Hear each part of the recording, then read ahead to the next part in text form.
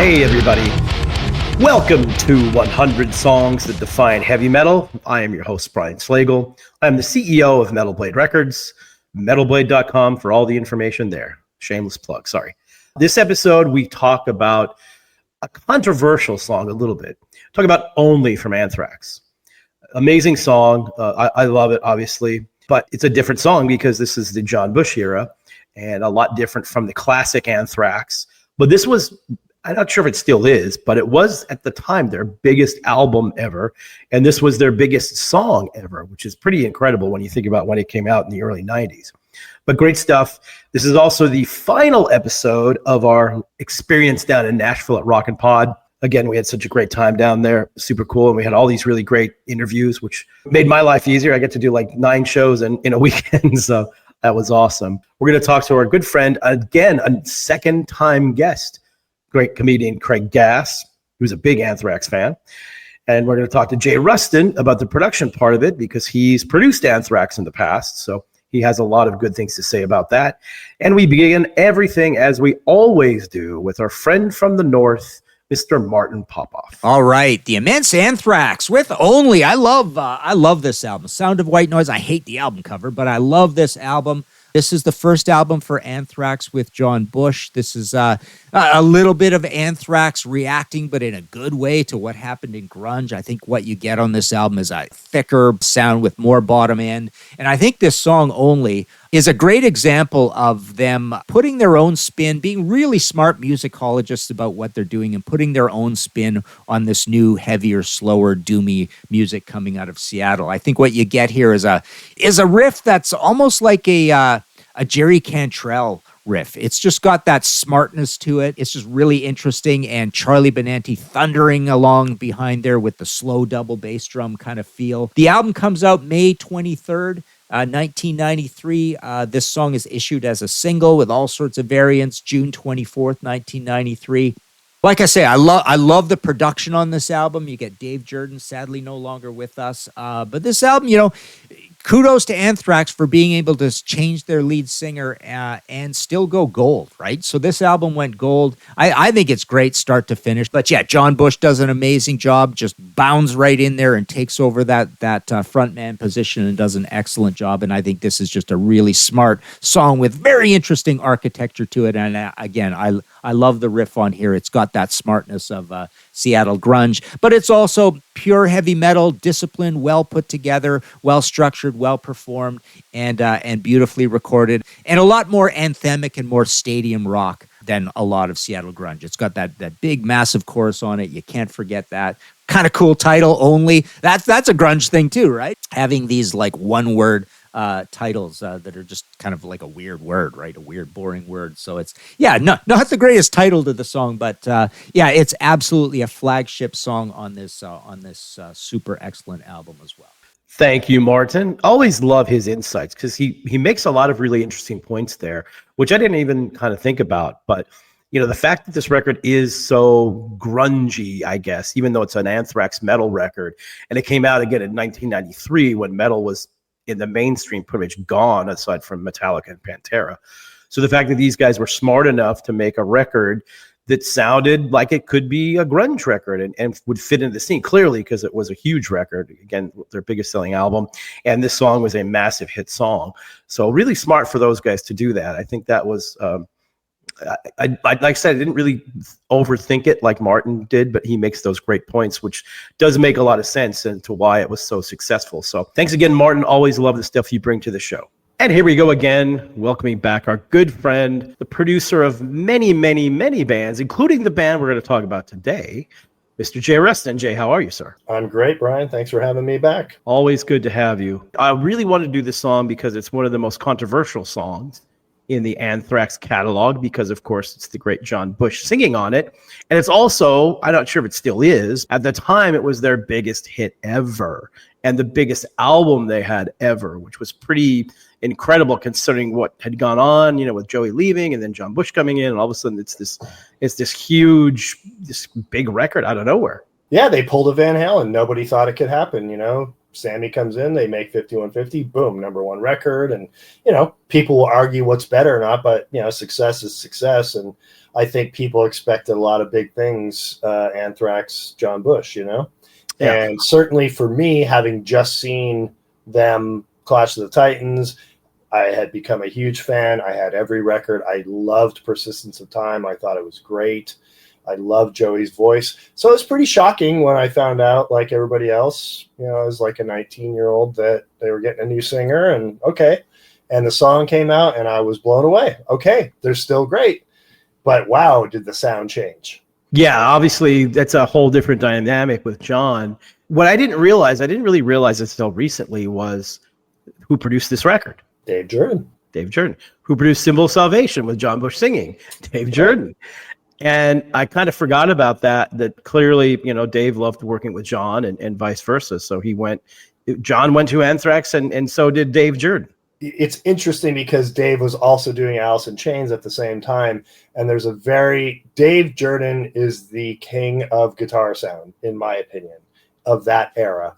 And he would stack many amps, low, medium, high. I know for sure he did that with Jerry Cantrell. I stupidly didn't ask Scott Ian how he got his guitar sound on this song. I should have, because it's massive. Yeah. And there's a good chance that Charlie played guitar on this song too, because Charlie writes a lot of the riffs and him and Scott work together on stuff. So very good chance some of that guitar is also Charlie. But the drum sound is massive. And it's got that very distinct Dave Jordan snare sound, but it still sounds like Charlie, because Charlie's one of those drummers that I don't care what he's using or where we are, the snare drum sounds great. He knows how to hit it. He knows how to tune it. It just sounds good. And it makes my job so easy. Yeah. Well, I mean, look, he's a phenomenal drummer. I mean, one of the best drummers of all time. And it's interesting, too, because he, like you mentioned, he writes a lot of the stuff for Anthrax too, musically, which is always interesting. And Jordan, I mean, one thing I loved about him too, and one reason why I wanted him to do the Armored Saint record, was that even though he does a lot of different stuff and he has a signature sound, the records all don't sound the same. Like Jane's Addiction doesn't sound like Alice in Chains and doesn't sound like Armored Saint, and in turn doesn't sound like Anthrax. So that's, you do this very well too, where you have some signature stuff, but all the records sound different. They sound more like the bands. Whereas some other producers will put their thing in it and they'll sound the same. Yeah, it's like if you can't walk into a studio and say, oh, we should make this sound like Physical Graffiti. It's just not going to happen. You have to make the best of what's in front of you and make the band sound the best they can sound. And if I only had one criticism of Dave Jordan or this record, is he uses the same snare sample on Alice in Chains and Anthrax. It's literally the exact same snare sample. And obviously Charlie's snare is in there and everything, but it just, that was a thing that he was doing at that time. And, fair enough. Doesn't affect the song whatsoever. It's still amazing. John's vocals are amazing. It's just a great song. What did Hetfield say? It's the greatest song ever or something like that. Yeah. Everything is perfect. Everything is sick. And that's it. You can't tell me to stop it. You can't tell me not to quit. And that's it. It's interesting because, it's one of those things where, hardcore Anthrax fans, only like the Joey Belladonna stuff, but then a lot of people love the John Busch era too, which had some really great records. I loved all those Anthrax records that they did with John, and clearly, this one being the biggest one, it's always interesting. I know that Scott's talked over the years about trying to do something with both John and Joey to show, which would be amazing. I don't know, it would kind of be weird, I think, for the singers, but it would be interesting and fun for the fans. I thought it was going to happen once. A couple years ago, Anthrax was at the Palladium, and John was there in the audience, and he was with Joey's wife, Krista, and there was like some conversation like, you should get up and sing only or whatever. I'm like, is this going to happen? And I think John was just like, no, I don't want to do that. Yeah. But, it was interesting, but also Danny Spitz's last album, I think, right? Yep. On the guitar. Oh, I remember a story Charlie told me about this record was Dave Jordan said to him, and it might even have been this song because there's so many toms. he said, "What is this, beach blanket bingo fury or something like that?" And Charlie's like, "What? What does that even mean?" And like, there was a story about Dave disappeared during the mix and like was hiding the tapes or something. I don't know. There was like, they were in New York mixing, and sadly, the three main players of this record are gone. Dave Jordan just passed not that long ago. Brian Kallstrom, one of the greatest engineers ever, he passed away well over a decade ago, I think. And mastering by Eddie Schreier, who I used to use quite a bit for mastering in the mid 2000s.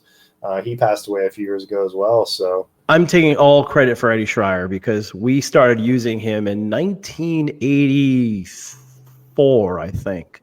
Wow. I forget exactly how it happened, but we were starting to. We had a friend, or we knew somebody at Capitol Records, and he was there. He was their Capitol Records mastering guy, and we ended up doing a record there. We ended up doing a mastering with Eddie, and he was phenomenal. And it's like one of the best masterings. We're like, oh my God, this guy's great. So we used to do every Metal Blade record with him there, and I was in the studio for probably 90% of those with Eddie.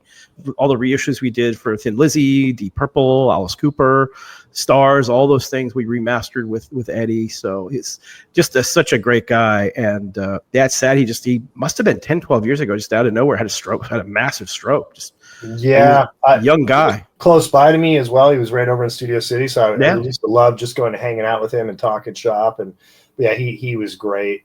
But yeah, this record it sounds fat. Like, it's thick and the guitars are huge. It's a major wall of sound, but you can really hear everything. And I know they, like, as many bands did in that era, getting the mix right was, a huge deal because you didn't have Pro Tools. You didn't have just like open it up 3 months later and everything sounds the same. You had to get it on the console and get it right. And I think once they got it, I think Charlie told me it took a week or two to get a song or two like in the ballpark. And once they had it. And then that was the blueprint, and he's super picky. He writes the songs. He's got the idea in his mind. I'm living with it right now as I'm about to wrap, my third Anthrax record, but I love it. I respect it. It's like, it's part of the gig, and I listen to those guys and what they want and what they have to say. So it's a big part of the process. Yeah. Well, I mean, Charlie's just a genius. I mean, all the stuff he does at such a high level, and I mean, he could play every instrument known to man, and his musical taste is impeccable as well, because we all like the same band, so I'll give him props for that. He likes what I like, so he's smart. Yeah, exactly. Well, at least on the music end of things, I can't play a note of anything. But like you mentioned, though, this was the dream team between Jordan, Karlstrom, and Eddie Schreier. I mean, those three guys. We worked with all of them, and every time we worked with them was a treat. They were wonderful human beings and great talents for what they did. So it's no wonder that this record doesn't sound so amazing. It's one of my favorite sounding records from that era, not of just Anthrax, but just rock and metal in general. It still stands up. You put it on, sounds massive. Yeah, and the fact they had a huge radio hit with only two, it was pretty amazing considering that where radio was at that point. And that was kind of a bit of the changeover between, hair metal and grunge and everything. So in comes this, classic 80s metal band with this new singer, with this new song, and it just becomes this massive hit record. It was really kind of, I guess, the planets aligned somehow. And I'm wondering, too, if part of that is like the relatability of the lyrics. Because up to this point, you've got Scott Ian writing all the lyrics, and he's got a very specific theme that he does in a lot of his songs. You got Holocaust, you got comic books, you got some fantasy. And then John Busch comes in, and all of a sudden you have more, and this is not a criticism, this is just, it's different. Like relatable, human, personal lyric. So it's a big change in that part of the sound as well. And maybe that's what makes it more commercial. I don't know. But certainly, and I've had this discussion with Charlie about, how does that work? Like when you got these songs that are more personal, and then you've got these songs that are more historical. And, it's just all part of the history of the band. So, but yeah, I think that made this song really great because it's relatable. Yeah, 100%, and a lot different than, obviously for a variety of reasons, a lot different than what they had done before. But the timing was kind of, like I said, perfect, because this was kind of in that weird moment of everything shifting more or less, and then all of a sudden this record comes out and it's a huge hit. I always love this song, and for me too, it was kind of weird because, when John left Armored Saint, it was kind of, and left Metal Blade at the same time. It was a little weird for a minute because I understood it's a great opportunity. And, I'm the last person to say to anybody, don't do something because, of course, if it's a great opportunity, you should do it. But I was kind of bummed a little bit too that he left. You're losing one of your greatest singers. Yeah, exactly. But then I heard this song and I'm like, oh shit, this is really good. He really did probably make the right decision here. And probably good for Armored Saint too, because, where'd this guy come from for people that might not have been familiar, Yeah. And at the end of the day, Armored Saint's still out there doing great touring and making great records. They're making another record again. So it all worked out in the end. Yeah. Well, they're just doing demos. That's all I've heard so far, but yeah, it's all worked out in the end. But it's a really interesting time frame for Anthrax, that's for sure. Yeah, and I always, again, I'm like you.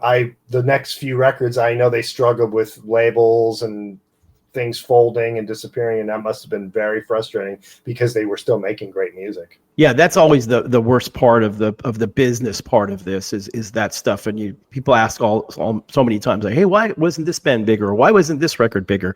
And invariably it comes down to timing, but a lot of it comes down to just the people behind it. As I've said before, you've got to have everybody's got to be on the same page. The label, the manager, the band, the lawyers, the agents, they all have to be on the same page. And if one of them isn't, then likely success is not going to be had. Yeah, it's like the stars have to align, and clearly they did with this record. For me, just as a fan, I loved it because it was a great record. And this song is a great song. Yeah. But I just love the production and knowing all the people that were involved in it and working with them. I was really happy that those guys were involved because it made it another piece that made the record great. Again, you look at the crew involved and of course the studio, A&M, one of the greatest drum rooms, thankfully still there as a Henson room. And I've heard that studio's going to stay intact because it was for sale. But A&M drum room, hard to beat. Everybody loved recording there. I think even Van Halen left 5150 to go there with Bruce Fairbairn to do drums there. So, just magical place up there with like Sound City and Record Plant and all the others. Yep. Well, all in all, definitely a song that must be included in 100 songs that define heavy metal. Thanks again, Mr. Ruston, for doing this. Greatly appreciated, and I'm sure we'll talk to you soon. My pleasure. Thanks for having me back, Brian. So what do you want? What do I want? I want to use my degree for good, and in general. I kind of meant like a muffin or a latte. I want a job with a generous work-from-grocery-store policy. You are here a lot. Debbie, please, I'm working. I want a job that will change the world. Ma'am, this is a drive-thru. And some nuggets. With LinkedIn's new AI-powered job search, you can find roles that match your unique skills so you can dare to discover more. Visit linkedin.com/jobs to learn more. This episode is brought to you by Credit Karma. When it comes to your money, Credit Karma keeps you ahead of the game. You can count on Credit Karma to keep up with your financial needs as they evolve, helping you monitor your progress and giving you personalized recommendations so you can make strides towards your goals. Make sure you're on the right track, no matter where you are on your financial journey. Intuit Credit Karma. Karma you can count on. Download today. Thanks, man.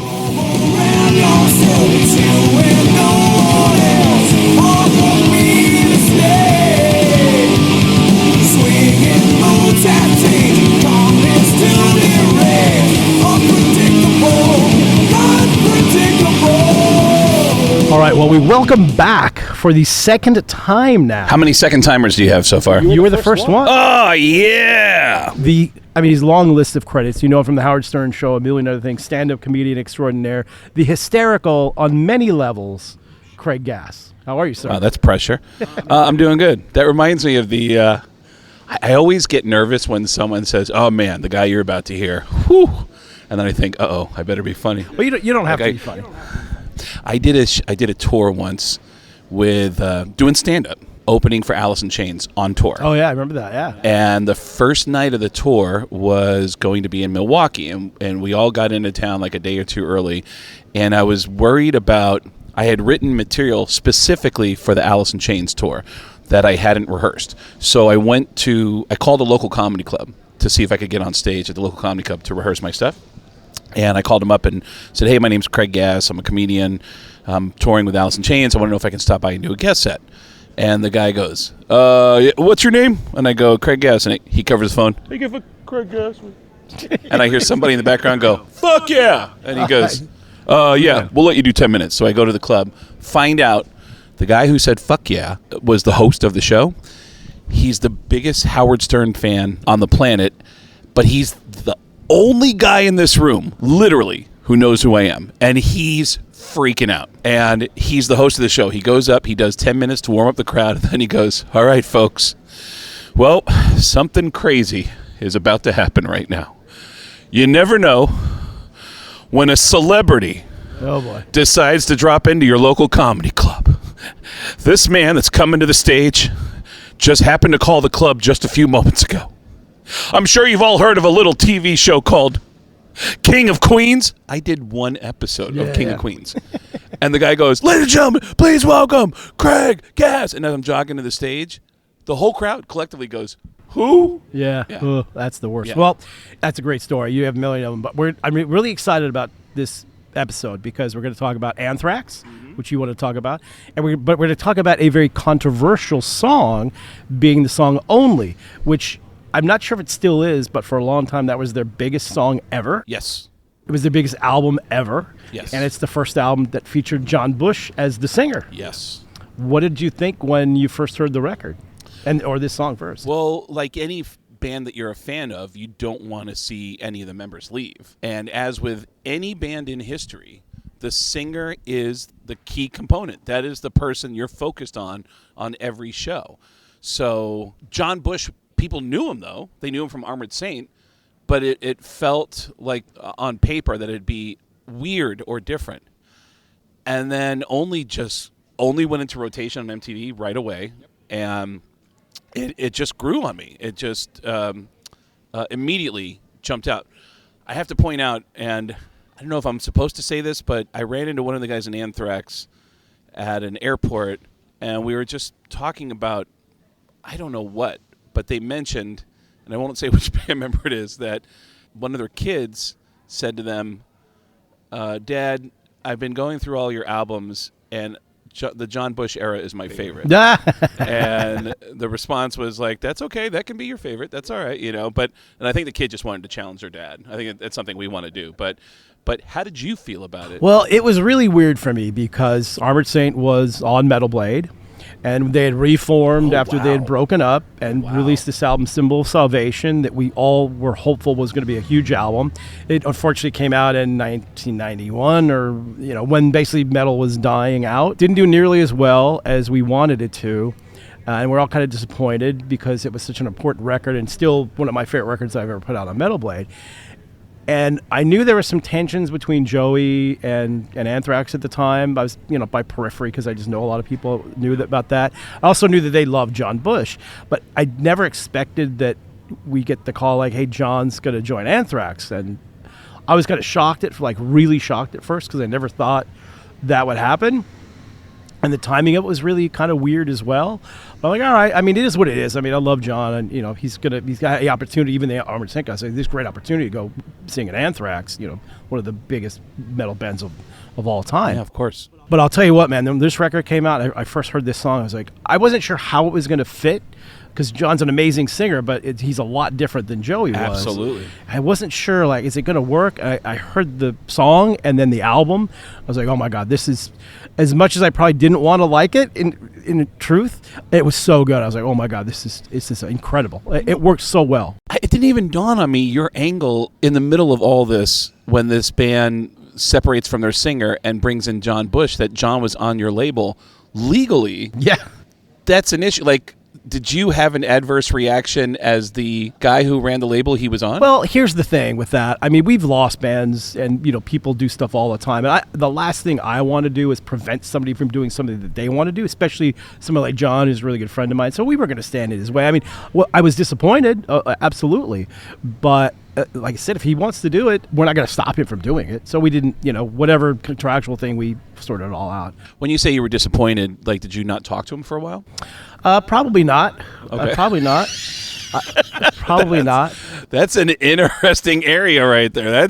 And it's always awkward when that sort of stuff happens. But eventually, fairly shortly after that, we started talking because I ended up, when he was in Anthrax, I forget what tour it was, but he called me up and said, hey, I'm over in Hawaii with these guys. We're doing a show over here. They're all bringing their wives and their girlfriends. I don't have anybody out here. You want to come hang with me for a couple days? I'm like, yeah, sure. It ended up in this legendary weekend because Pantera was playing there the same weekend. This was before cell phones and the internet and everything. So nobody knew that. I didn't even know that when I was flying over there. So it ended up being this legendary weekend. And I love all those Anthrax guys too. So in the end, it's all fun. It might have been awkward for a minute, but in the end, it's all good. Yeah, because you said something here. You said, listen, yeah, I run this label, but I'm not going to stop anyone from doing what they want to do. But then there's contractual obligations. Yeah, I mean, but, like I said, what are you going to do? If he wants to go do something, and even the band was like, I mean, look, it's a great opportunity. So we were going to do that. And we sorted out the contract thing.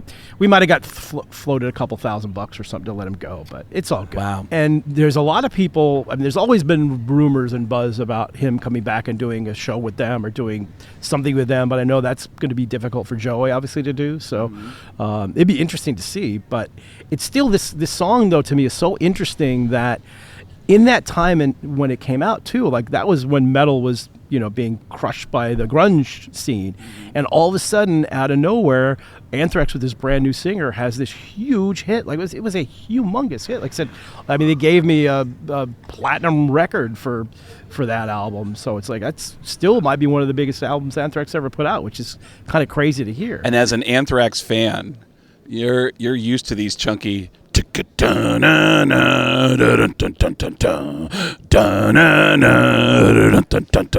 these chunky fat riffs, and then they come out the first single. It's not like that at all. It's a totally different vibe.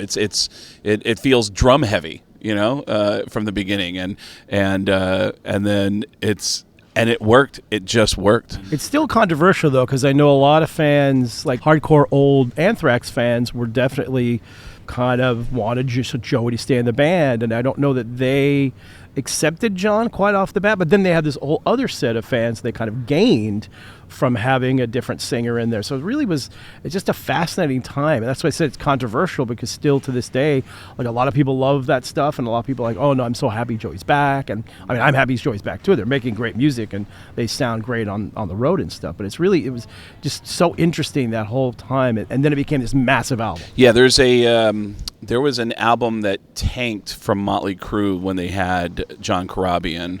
Didn't sell as well, but there are, over the years, it seems to be this cult favorite that people love, the heavier sound of that one album with John Corabi.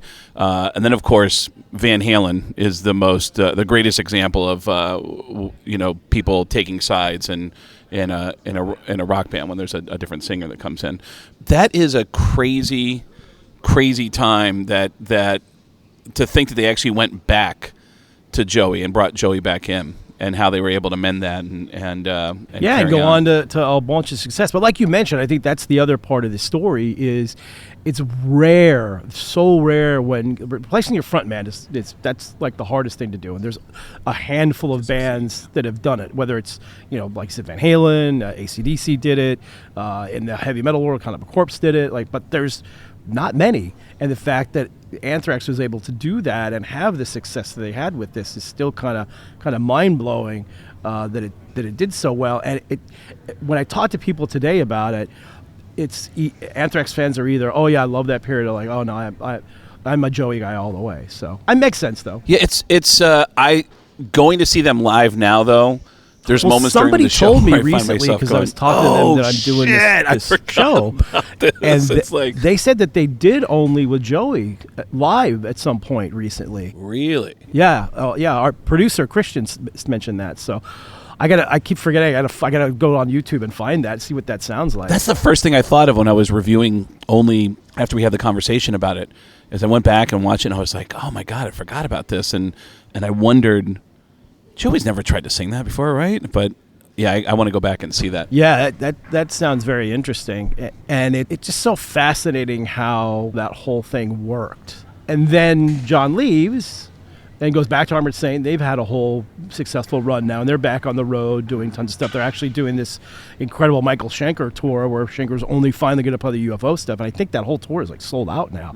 And obviously Anthrax got Joey back in. They made some great records as well, so kind of all worked out in the end. But in that middle period, it was really such a weird time on so many levels with this being so big. And it's so funny because John Busch then ends up in my world. He's doing voiceovers. Yeah, I know. That guy's got, with his golden pipes, the guy is actually, was he the voice of Burger King? Yes, sir.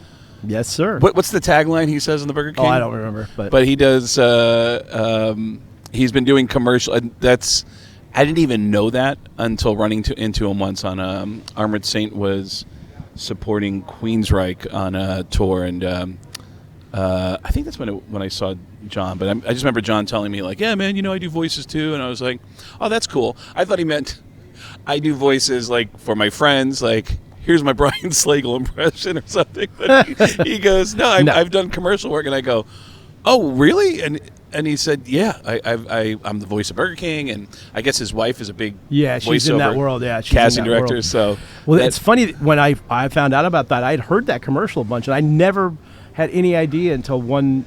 I think I was talking to him or something. He mentioned, like, oh yeah, I've been doing this. I'm like, wait, what? I was like, I've heard that commercial 100 times. And I went back and it's like, oh, it is John Busch. Bush should do that at the end of his shows, like the end of Armored Saint. All right, thank you. Ba-da-ba-ba-ba. And then just walk off stage like, is that the guy? Is that the dude? Yeah, right? Craziness. So looking back on Only as a song now, in this day, what's your final thoughts on it?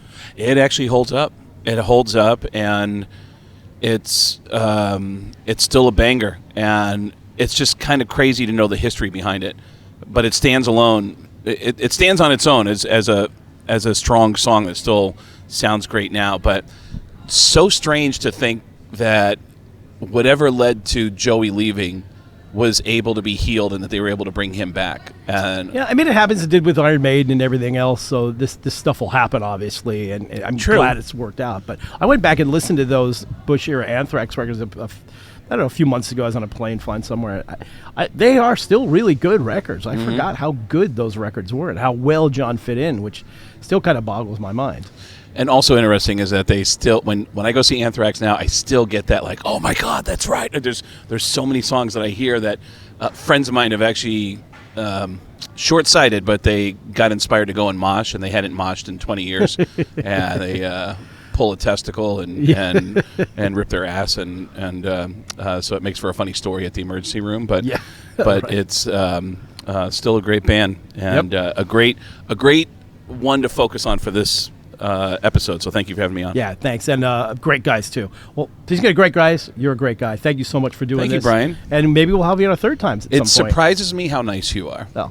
It genuinely does. You're so easygoing. My friend Chris Kale and I from Five Finger Death Punch have a podcast called Beardo and Weirdo, and we've, in just 10 episodes, Chris's girlfriend dumped him, my girlfriend dumped me, Bert Kreischer did an intervention on the 15-year-old son of Dave Buckner, and Chris Kale cried, legitimately cried. So Beardo and the podcast. Yeah, Beardo and Weirdo podcast. We're emotionally coming undone.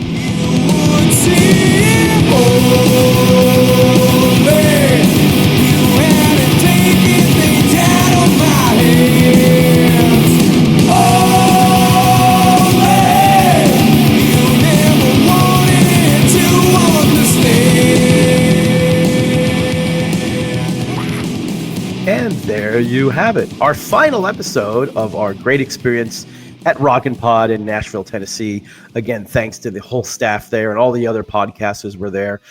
First time I'd ever been there. First time I've been to Rockin' Pod. I've been to Nashville before, of course. But great time down there, and I look forward to hopefully getting there next year as well, and hopefully banking a bunch of more shows as long as Pantheon lets me do this thing. But anyway, thanks again to our second-time guest once again, Mr. Craig Gass. Our good friend Jay Ruston on the production end of things. Also Martin Popoff with his incredible contribution. And Lizzie Borden for our theme song, and producer Christian Blatt, who keeps this whole thing on the rails. Thanks, everybody, and we'll see you next episode.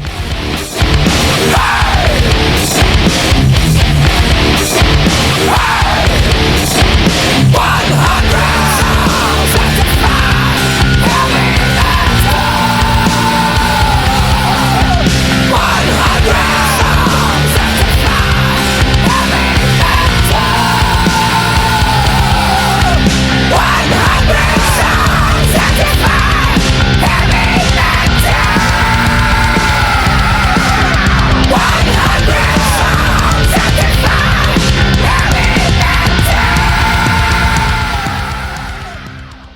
Well, the holidays have come and gone once again, but if you've forgotten to get that special someone in your life a gift, well, Mint Mobile is extending their holiday offer of half off unlimited wireless. So here's the idea. You get it now, you call it an early present for next year. What do you have to lose?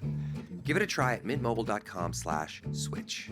Limited time 50% off regular price for new customers. Upfront payment required. $45 for 3 months, $90 for 6 months, or $180 for 12-month plan. Taxes and fees extra. Speeds may slow after 50 gigabytes per month when network is busy. See terms.